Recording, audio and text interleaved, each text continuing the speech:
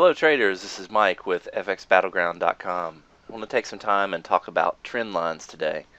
We're looking at the pound yen weekly chart, and we noted in the weekly update on Sunday that this weekly chart has been controlled by this downtrend line for this probably close to a year, and that on the daily you can see that we are in the area of the downtrend line, something to be considered. We're also in the area of the 200 MA moving average moving down. This is something that people look at. This is an area, and you can see that the pound yen struggled with this area and then came off pretty heavily. So let's look at the 4-hour. Here's another trend line. Well, let's look at the 4-hour, how it puts in this pin bar and then moves below the 20, returns and sells off as it bounces right off the 20. And we move down into this area. We break a couple of pivots here, especially this pivot. This is the most recent pivot swing low. So we break that convincingly. We put in closes below it. So now we're below this battleground area. Previous support should become resistance. So we need to look for a retracement to that area to get short. We could do it on the 4-hour chart. We could also look on the 1-hour chart to try to get a finer entry. We have this battleground area drawn on the charts. Now we're also going to look to this area before it breaks down. This is where it bounced off the 20 on the 4-hour. And we're going to draw this trend line. And this is a trend line area, and that's to reinforce the idea that this is not to the pip. This is not a 10 pip range that we have to touch. This is an area. And if you get a confluence of areas, then you have a battleground area that you need to watch. So let's see this downtrend line. We know this battleground area is derived from the previous support, now resistance, a hard breakdown below that area, and a return once.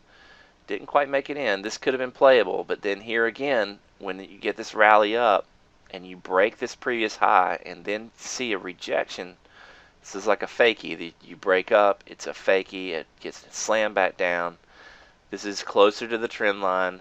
The closer to this confluence area, the better. So this is one run that almost made it. This one definitely did make it.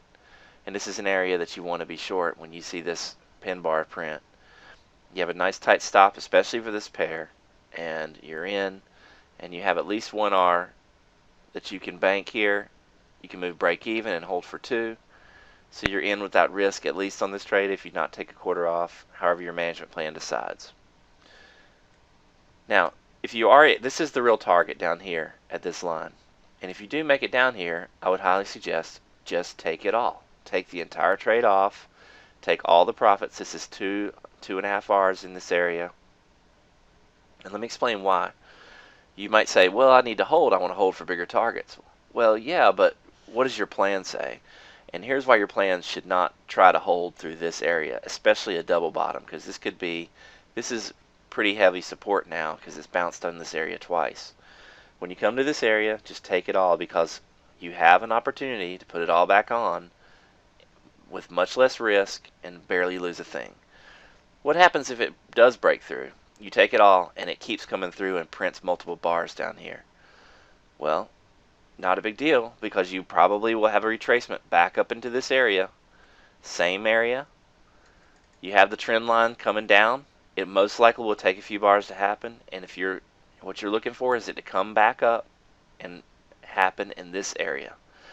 To trade back up in this area of the bars, to put in your signal and give you a buy signal or short signal in this area, so you have more confluence, another signal, and you're short in this area.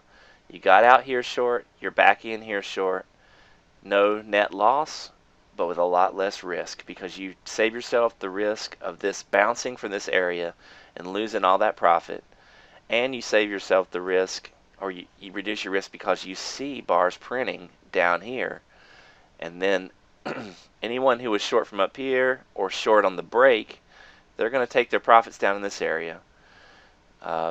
Anti-trend scalpers, counter-trend scalpers are going to try to scalp. They're going to get long any life they see on a counter-trend rally. They're going to get long. Anyone that gets long on the counter-trend rally is going to they're going to sell up here and take their profits.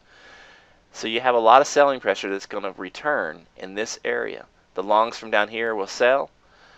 The people like us who are waiting for this retracement, they're going to be short.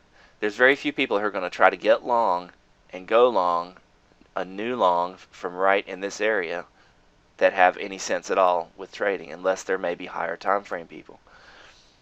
But if you look at the higher time frames, this is not a great place to go long on a higher time frame. On the weekly, maybe, but you're still challenging, and you've had 4 weeks up and now a weekly sell signal.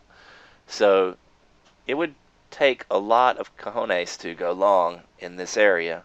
And so that's the kind of place you're looking for. You're looking for the kind of place where multiple traders are selling, and they're selling because they're getting in as a new short because of a retracement rally into a resistance area.